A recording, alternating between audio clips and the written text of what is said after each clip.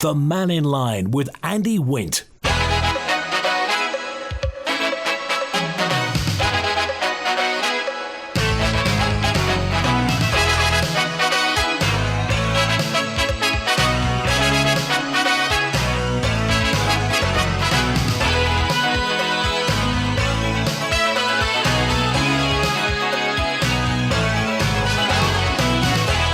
Fast am I. Good afternoon. Welcome to Mannin Line on Manx Radio.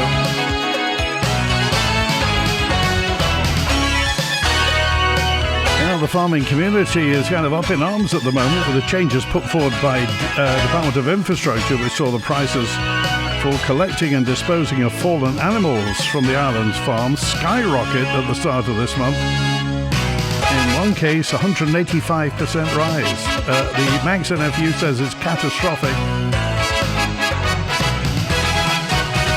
Any thoughts on this? Text, email, call, WhatsApp or anything else? You're on the air to have your say. We're open line through to 1. Howard's with us now. Hi, Howard. Hello, Andy. I just thought I'd come on early because we're going out soon. I heard on your news there about the delay in the rollout of fibre optic from Manx Telecom. I was up in Alberta Drive the other day and I noticed on the top half of the drive, 50, 100 yards down the road, there's a new pole, a metal pole has been put in place, and running from that pole, I would say there'd be about 20 telephone lines, or lines of wire, shall I say, and most unattractive, where it detracts from what was an open air space with underground wires, with the old copper wires, but this thing is stuck in the pavement outside somebody's house, and then just about every house on the top half of Alberta Drive is connected to this pole. Now, is that the method that Manx Telecom are going to set up when they put poles up? Because if you look at it, it looks like an old American film where there's wires everywhere, or downtown China where there's wires hanging. It's a most unattractive means of getting telephones or fibre optic to a house. What amazes me is, the Chief Technology Officer says the company's now got to go back to the drawing board following this rejection of plans. You would have thought they'd have had a plan B. Exactly. It's just an excuse to, what they'll say is, we will roll out the thing, but it's going to cost more now. This is it. It's going to fall on the consumer straight away. Manx Telecom or its subsidiaries or whatever, they're going to pass that cost onto the consumer. But they've already had a major donation, and that's what it'll be, substance from the Manx government, the Manx people. What was it, 10 million? Oh, no, more. I think it was upwards of 12, wasn't it? I think it was. And they'd already had, prior to that, another subsidiary, another donation amount of money from the government. And I noticed when that came, there was a whole fleet of new vans arrived. Very little wires went underground, but there was all new vans running around. But this is the Manx Telecom skinning the people again. And that, if you go up there and see that, as I say, it's a metal pole, a galvanised pole. That was big in a lamp standard, but there's wires run from that on a 360 degrees to each of the houses, up to under the eaves of the houses and down in. Now, I don't know whether it's fibre optics or otherwise, but if they plan to do that all over the island for cheapness, it's going to make the island a very unattractive place. Well, they had lots of these, didn't they have, when they were telling everybody what it was going to be, they had some public meetings to show, didn't they? Oh, probably I didn't go to them because Churchill said there's lies, lies and more lies, and you only get what they want you to know. So a lot of these public meetings are already set up and the answers are there before you even walk in through the door. But as I say, with the likes of this here, it's going to go back to the old days where they took the telephone poles down and put all the workings underground. Now they're reversing that again because it's cheaper. In other words, the profit for the shareholders is going to increase, which is not good for the island. Because I think all that's going to happen, Howard, is then the fibre rollout's just going to take a lot longer. Well, is that such a bad thing? Well, yeah, I mean, but the fact is that, we're told that we need all this, the fibre and what have you. We need the fibre optics and this, that and the other, and it makes things quicker, and we're a modern island. But, I mean, we're either going to have it or we're not. And surely they know, if people have got to look at these things for the next 50 years, it's best to get them right. Oh, yes. By all means. Okay, access is easy to them. You just throw a ladder up against it or a cabinet down there somewhere. But what's going to happen to all the ducting that's underground? There must be miles of them, because there's a firm over here many years ago, Singleton's. It was an Irish company, and they covered the whole of the island, round town, everywhere, with ducting for Manx Telecom, or British Telecom as it was then. It kept changing names. And that ducting is still be in place because it was all in the plastic ducting. And that must be there.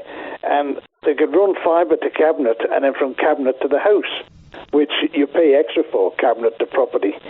And, if you take fibre to cabinet, then the last few yards or whatever it is going to be copper. But they want to run pure fibre to properties. And this is why the cheapness and speed, as they say, to get this system in and more profit coming into the company. Okay, all right. We'll keep our eyes on this because, this is, first of all, we're the ones that pay the bills, and we're the ones who've got to look at the darn things. Well, if anybody's up round Alberta Drive, coming from the Corkles Garage end, and you just look down there, it's about 50 yards, a bit more, just down the road, and every house on that side, both sides of the road, it doesn't just go from that to the houses on the right-hand side, it crosses the road and all, and it's a bit, as I say, like the old-fashioned telephone system that was. So it's going back 50 years. Okay, all right. Thanks, Howard. Okay, take care. All right, it's 14 minutes past 12. The current owners, by the way, of Manx Telecom are Basalt Investment Partners. They bought Manx Telecom in 2019, remember, so 220 million pounds, I think they paid for it. If you want to look at who Basalt are, by the way, their website is Basalt, Basalt, Infra, as in infrastructure, so basaltinfra.com.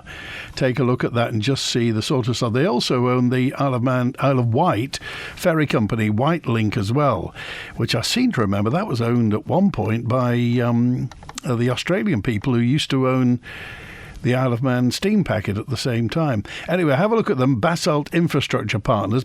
There are millions of them. But you'll see where exactly Manx Telecom fits into this. So it's a complicated world, isn't it? Eddie's on now. Hi, Eddie. Hi, Andy. You all right, mate? Yeah, good, thanks, yeah. Yeah, good. What was Andy Howard saying there? Lies, and more lies. Be careful, Howard.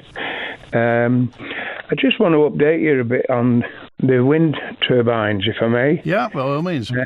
Yeah. Did I hear the Chief Minister last Saturday saying that everything is going according to plan and that the wind turbines at Eristane will be up and running by the end of 25? Did he say that? Was that what he said on Tynwald Day? Are they the interviews from Tynwald Day? I can't remember. I think it was the day after Tynwald. Oh, right, okay. He mentioned it. Well, I don't know whether that's going to be a pipe dream or not, because I wonder if he's taken into consideration everything that is liable to be against him. First of all, the people of the South against it, but also there's numerous other things throughout Europe and everywhere. I believe that they're trying to bring in and will be bringing in. It's more or less so close and obvious at the moment that a minimum of 2 kilometres in some cases more, away from any habitation whatsoever. So I think that would put the Eristane just out of reach immediately, wouldn't it? Well, there's also the small matter of the cost. I mean, assuming that it goes ahead, first of all, you've got to get the darn things to there, and with the best will in the world, that's the next election's two and a bit years away, so who knows?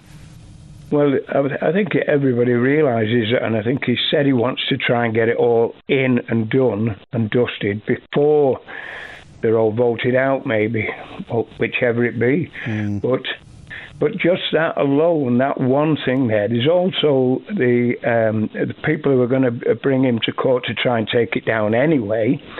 I've mentioned before about 23 reasons. I've increased that to 26 now. There is 26 reasons. It's got to go through it before planning this. So I just can't imagine how he's going to get it through planning when planning refuses things for 2 or 3 reasons, not 23 reasons. I've also been doing a little bit more homework as I have been doing. And in a 20-year period, 2,400 golden eagles have been killed by them, and 10,000 raptors. In Germany alone, between 2002 and 2019, there was 32 white-tailed eagles killed. It's also estimated that over 1 million bats will be killed in Canada and USA in the next year because of turbines. Why do you think there's no outrage from bird charities, the RSPB and people like that, or the bat people? Why do you think they there doesn't seem to be a chorus of disapproval from them? Well, it's suspicious, isn't it? I mean, they are paid by the government, so that might be a reason. I'm not too sure, but we shouldn't laugh about it. There's one other statistic there I didn't add on to that, Andy, which is between 1992 and 1995, 393 lightning strikes took out turbines. That was in Germany alone. How many turbines are they proposing for Eristane, Eddie? It's 5. 5? Yeah, so I believe 5. Right. And these things are big, aren't they? I mean, they're not little things. These are whoppers. Well, I think Julian said they're actually higher than Blackpool Tower. Yeah. There's for anybody who's still, I've been trying to sort of give my opinions, of which I've done a lot of homework about, and pass it on to the people out there, aren't I? That's my aim. There's a website called scotlandagainstspin.org. There's another one which is Paul Burgess. I mean, you've had him on your show. Now, these people have got websites giving all the details that I'm getting. They're all facts, everything. Rob Collister, recently, his climate team was invited to come and listen to Paul Burgess. They didn't turn up, did they? That is a disgrace, honestly. There is something going on with government where they won't listen. Well, it's their stated aim, Eddie. I mean, they're not hiding. It's their stated aim to put wind turbines up, and they say it's the fact that our renewable energy has got to get to where it is by 2030, 2035 odd. Do you realise there's also a lot of court cases going on in Scotland? I mean, I've just come back from Scotland. One of the things I forgot to tell you last time is I speak to people while I was in Scotland, and Dumfries and Galloway are trying to stop a wind farm going up there. Shetland are now taken the government to court to try and have them taken down because of health reasons. I think it's to do with low frequency noise causing illness and so forth. That particular one, the illness through noise, is going on all over the place. There's lawsuits going on everywhere, trying to take the things down.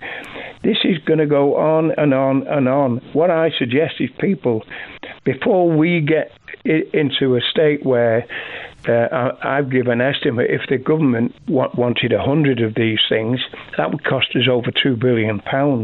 And then if they have to be taken down again, what a dilemma.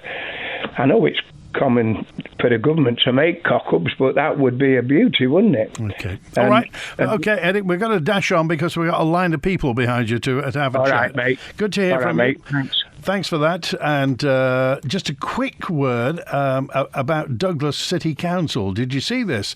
A formal application is to be submitted in an attempt to twin Douglas with Dublin.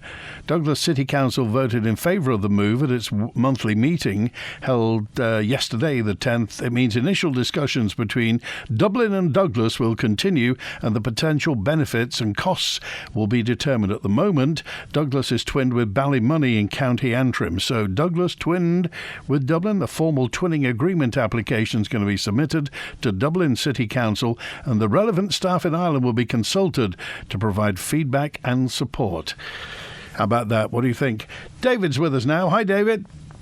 Hi, Andy. I just want to bring it back to reality now regarding the statement that was made by this expert from Manx Telecom about blaming the planning committee or the residents of objecting to, especially in Onken and Howe Road there, to 9-metre poles on a coastal area in Howe Road in Onken.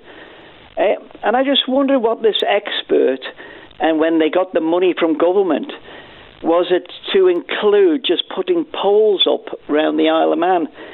Is that technology when we've got the likes of Starlink, which I'm aware of, and with the Starlink service you're going up to a satellite. It's only a little dish, not more than 12 inches by 12, and actually you can broadcast from it, out from the Starlink service.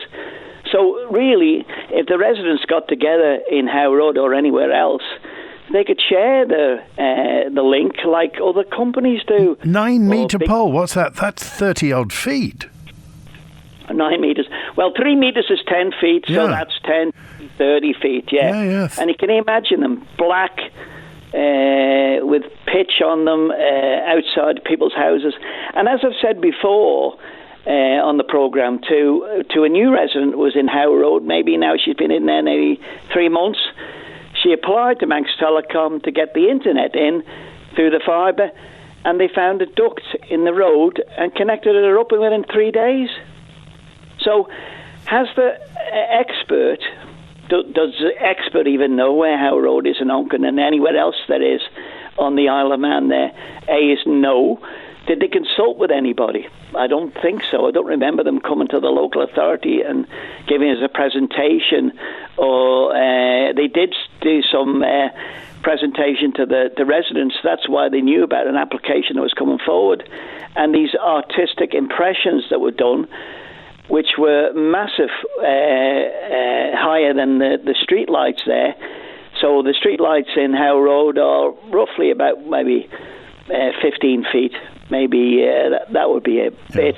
But my concern is that when the government give technology companies money to do innovative things, is that innovative technology now and good for our status on the Isle of Man that we're still having poles and wires connected? And I just wonder whether or not, if they give them this, whatever it was, 12, 15 million odd pounds, is that for, I mean, does the government see the working, do they see the homework for that, or do they just say it's going to be 15 million pounds, just get it done, and then the company can spend as little as possible doing the job? I just wonder whether whether the government's paying for a specific job to be done, or whether they can approve how it's done, if you see what I mean. What I'm trying to say is, are Manx Telecom making money out of this?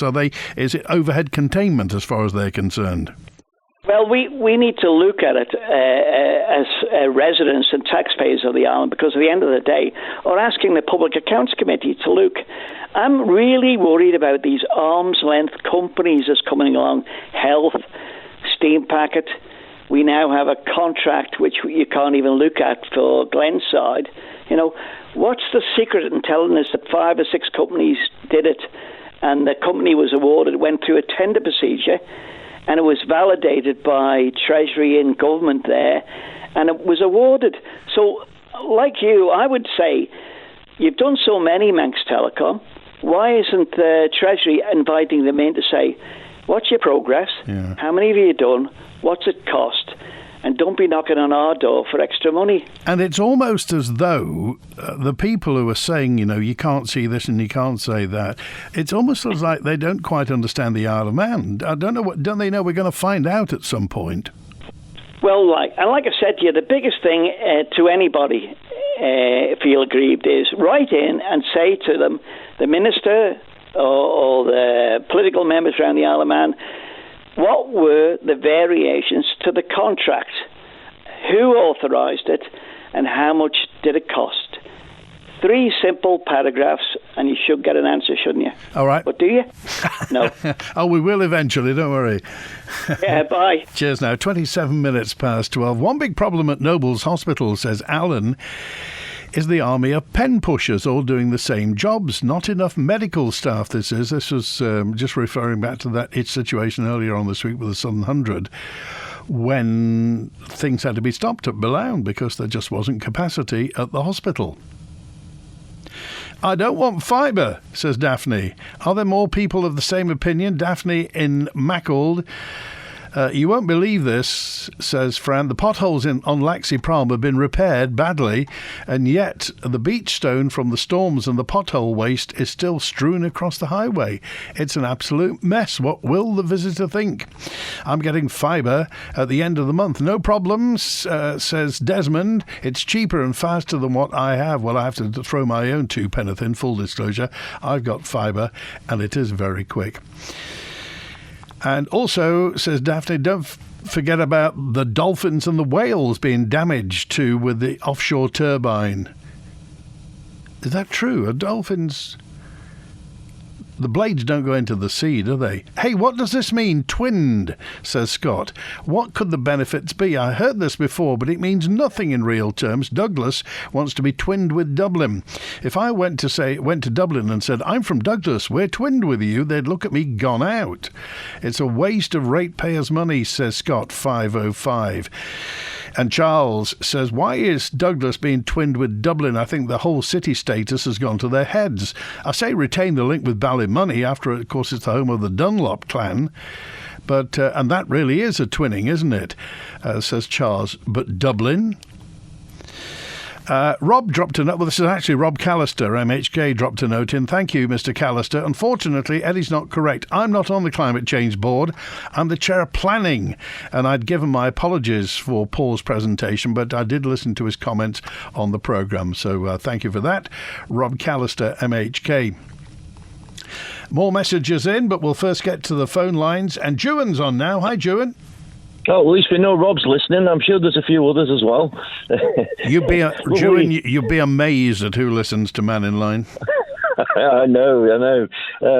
Just had a lovely walk on a deserted beach out to the dog mills and back. A beautiful day in Ramsey, just a little bit of cloud.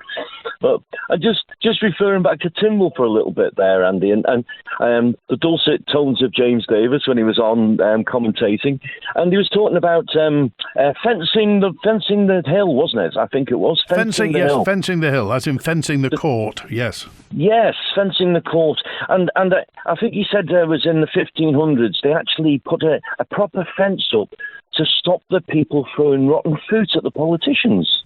Oh, that happened. I mean, at the start of the 20th century, was it Lord Raglan? Because there was something about the cost of bread went up, and there was a riot at Tynwald Hill. It's very, very refined nowadays, though. Yeah, who'd have thought that, though? But, by the way things are going, by next year, they might be putting in a tender for Harris fencing round there, mightn't they, the way things are going? And talking about fencing, I just started doing a little tour around some of the heritage sites, and I see the health and safety bods have been in Peel Castle. There's a huge amount of fencing going up, cutting certain areas off in the castle, and I believe it's only just gone up.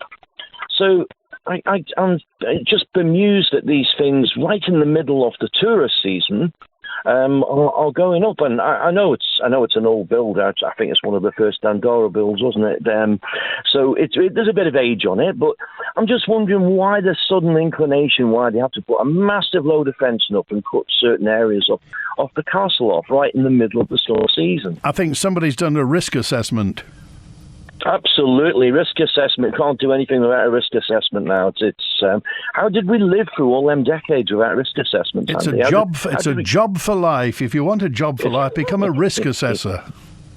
Now, just touching on to the costs for the animal waste that's just been released, and I heard Sarah Comish on this morning talking about it. My question here is, they said about farmers now not being able to bury the cattle in their own land, and it's European law. I thought we came out of Europe. I thought UK came out of Europe, but were we actually associated with Europe? Should we still be obeying that? Should the island be doing its own thing? And again, I keep going back to the will of government, the actual proper will of government here to support farming and sustainable agriculture on the island. It seems to not coerce properly with what's actually happening. Well, it's interesting that yesterday, wasn't it, the Chief Minister said, because Britain's no longer in the EU, remember we had a Protocol 3 opt-out with the EU, but that now we can offer, 94% of government spending can go to companies from the Isle of Man. We don't have to offer it, with the competitive tendering, we don't have to just go for the lowest. We can go for Manx companies, which may be slightly more expensive, and that was, we're now under World Trade agreements, not the EU. And why are they still quoting EU to the people? I mean, they're putting obstacles. It's quite clear that there's obstacles getting put in the way to farming. And this is happening all over now. I've said this, I don't know, for a long time now.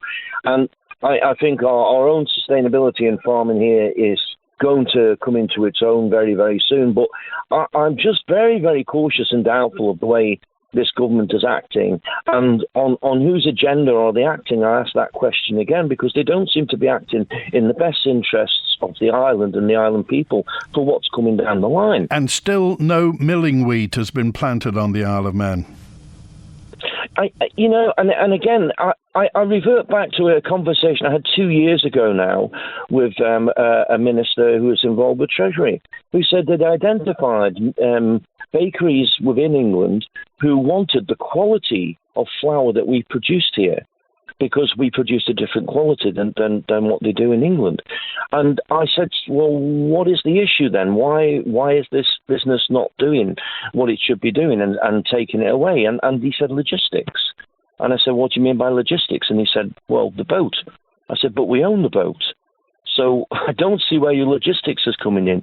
If you've got identified a place where they want our flour, and you can do a deal where you can guarantee so many hundreds of loaves coming back onto the island and bread every week, because we haven't got a bakery of size now, surely that must make sense and keep our industries going here.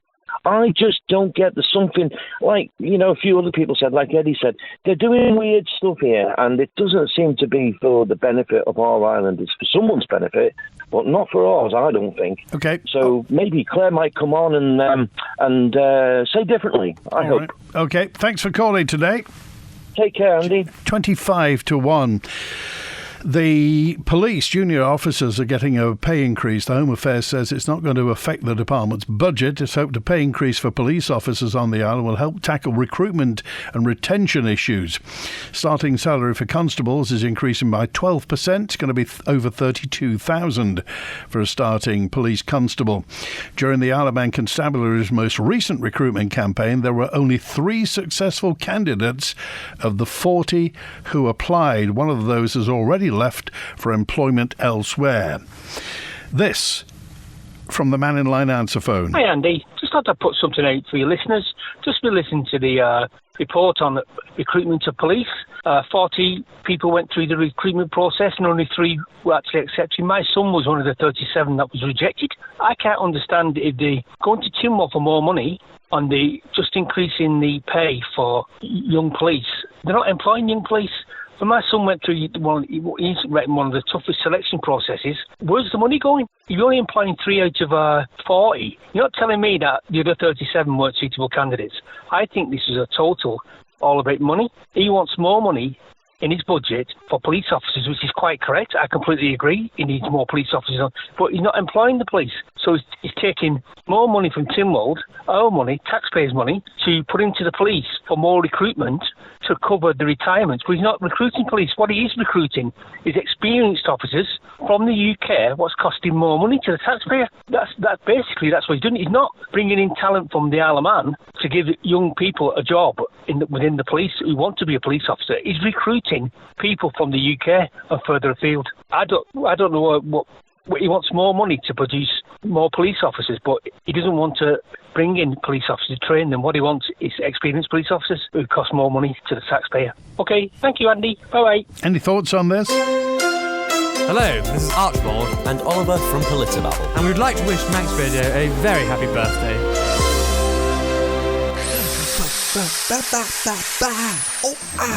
Mike has got the Conister feeling. Because despite his busy life, getting the finance to sort some home improvements was quicker and easier than he ever dreamt with Conister Bank. You got me feeling good, got me feeling good, got me feeling good, got me feeling good, yeah! Ooh, and not even Conister can help improve his singing. Apply online today at conisterbank.co.in and you'll get the Conister feeling too.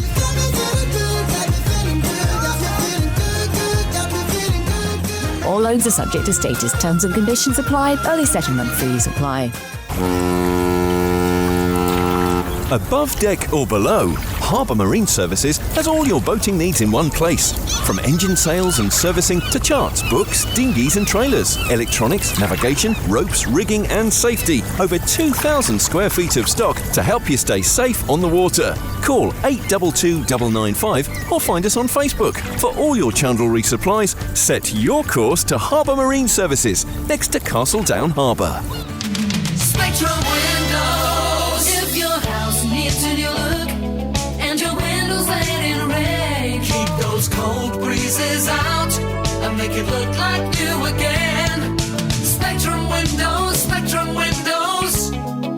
Quality through and through. Great work guaranteed to you. Spectrum Windows, Spectrum Windows. Spectrum Windows. Radio Caroline North broadcast from the MV Caroline in Ramsey Bay from 1964 to 1968. And across the first weekend in August, Ramsey's back in the 60s with vintage vehicles and live 60s music. And on Saturday, the second and evening of the illustrated history of Caroline North and South with historians Andy Wint and Ray Clark, when the original Caroline Bell will be displayed. Tickets for the evening are £10, available at manxradio.com, and all proceeds go to support the Ross Revenge Dry Dog Appeal charity. The Caroline North weekend is August the 2nd to 4th with Radio Caroline, Live at Home and Manx Radio.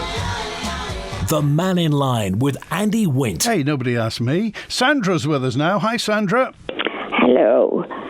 I'm objecting to this seawall in Douglas. What about young children and wheelchair people? If they get rid of all the stones on the beach, take them somewhere and they can be aggregated, whatever the word is, and help fill in all these potholes. Well, the thing is, when they build this seawall, I mean, you won't be able, well, some people just won't be able to see over it. Well, yeah, what about children? They'll never see the sea. Yeah. So you reckon if we get rid of the stones from the other side of the wall, then we don't need the wall? Yeah, exactly. And the stones could go somewhere and be made into crushed to fill in all these potholes. Do you live close by, Sandra? No. Oh, you just don't like the idea of it?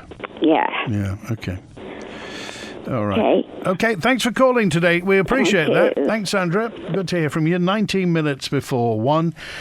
Regarding Howard's call and Manx Telecom putting in the cables, why shouldn't they be paid for it? After all, customers may not actually use the Manx Telecom service. They might buy internet from Shaw, Domicilium or other suppliers, so it's not Manx Telecom's fault. All the best, Charles. Thank you for that. Can we get some sort of comparison as to how many birds and bats are killed in ways other than wind turbines, just to put it into perspective, says WhatsApper 841.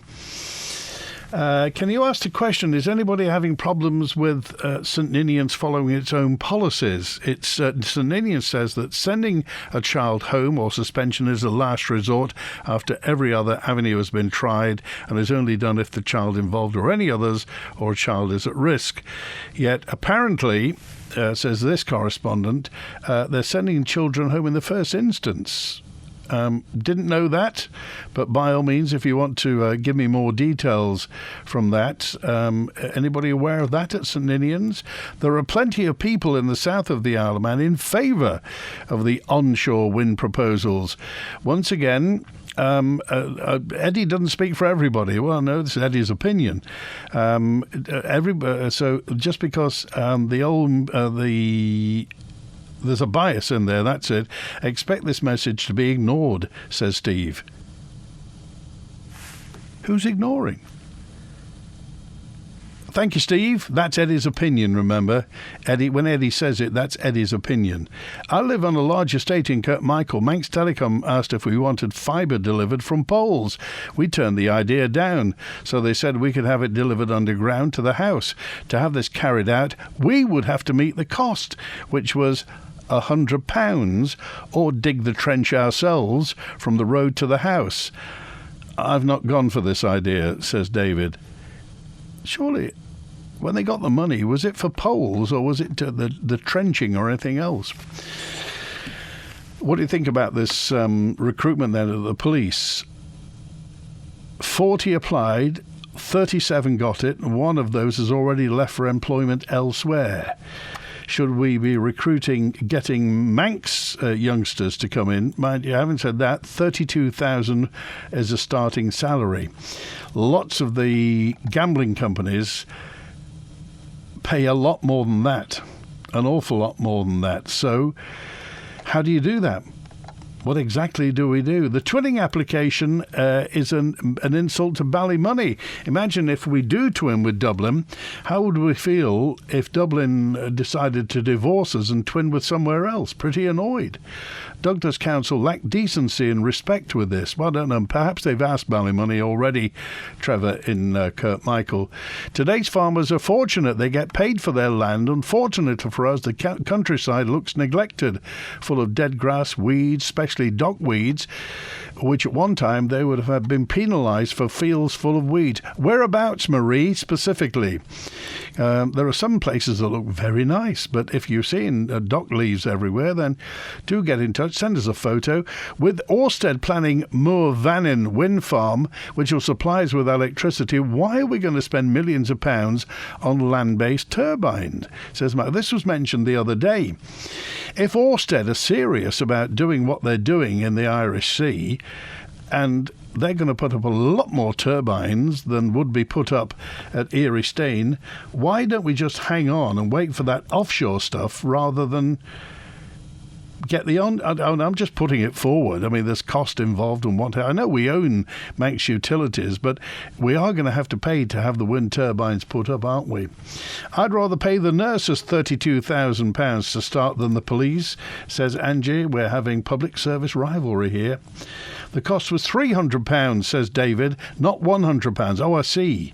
So if you wanted underground fibre in Kirkmichael, it was £300, not £100. Thanks for that information. Next week, we're looking at tourism on the Isle of Man, specifically next Tuesday. And you remember last year, Jed Power came in. Jed's a hospitality professional and works with a lot of, you may remember, I think he runs a golf tours company, but knows the Isle of Man back to front when it comes to hospitality. Jed's going to be on next Tuesday. We're talking about exactly what we need to do to make the Isle of Man more attractive for tourists.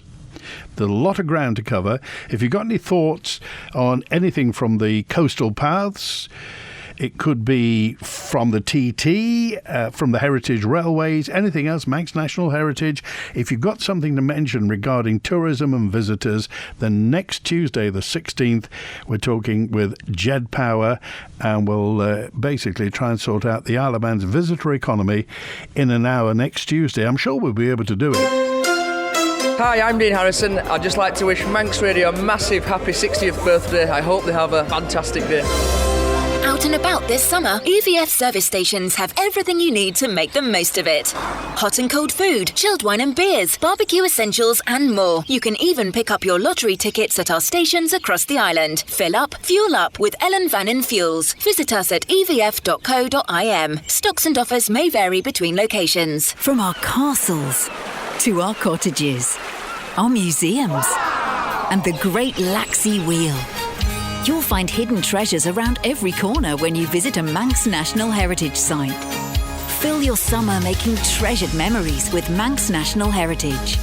Sites now open every day. By visiting, you help protect our treasured island for generations to come. Plan your visit today at manxnationalheritage.im. Calling all beach boys and girls, beach grannies and granddads, beach babies and dogs. The Port Erin Beach Festival is back. Brought to you by Conister Bank. From Friday the 12th to Sunday the 14th of July, come join in the fun for all the family. With sandcastle competitions, beach yoga, beach football, mascot race and the legendary Scruff's Dog Show and motorised tram. There'll be plenty of action on the water too, with junior sailing, paddleboards, aquabikes and boat trips around the bay. Plus great live music every evening, traders and food stalls and much, much more. The Port Erin Beach Festival, 12th to the 14th of July. Supported by IFGL and your nation station, Manx Radio. Discover the thrill and passion of motorcycle racing on the Isle of Man with the Journey to a Dream podcast, brought to you by Kawasaki Insurance. Such an unbelievable thing to do, to get the chance to ride around the mountain course, and they close the roads for you and encourage you to go as fast as you can. The best thing you could ever have. Hear motorcycle racers share the highs and lows of racing on the legendary mountain course, get an inside look at their motivation, their challenges, and uncover the dream that drives them. The minute you let that clutch go, your head goes into the zone it needs to be in, and it's going to be the best experience of my life. Don't miss out. Find the Journey to a Dream podcast on motorsport.manxradio.com or your favourite podcast provider. The Mannin Line with Andy Wint. Good to have you along. Thanks for that. We're still showing as to be planned, says 507, but we've already got poles in place on our road that could be used, says 507. Yes, we definitely don't want or need wind turbines, says 068. At Eristane, that is, when we're going to have electricity from the new offshore wind farm. Is it definitely going ahead? You never know, do you? Is it definitely going to go ahead, the Ørsted one offshore? We'll talk to Ørsted and find out what's what.